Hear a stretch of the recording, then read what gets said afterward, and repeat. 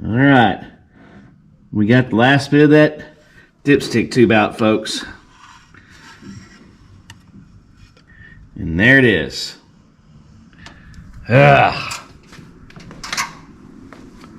Jeez. There it is.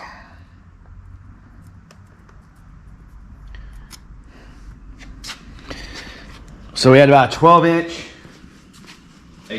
drill bit to go from the bottom and from the top, but we snagged it. And there it is.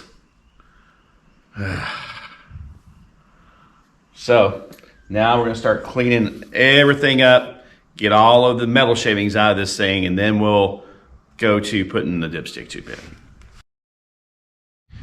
All right, we got it in, folks. So we got our dipstick in from Mancini Racing. Now this time, instead of using the wrench trick on the collar, I'm going to be honest, I'm going to show you what I did. It worked perfectly. I used an aluminum drift, and I used my brass hammer with a rag, and then I didn't beat on it. I would just kind of like that, and it went right in.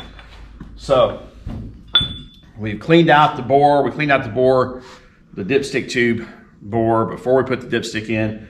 Cleaned out the tube again. We're gonna clean it out yet again, put the pan back on, and try to get back to ground zero. So dipstick blues.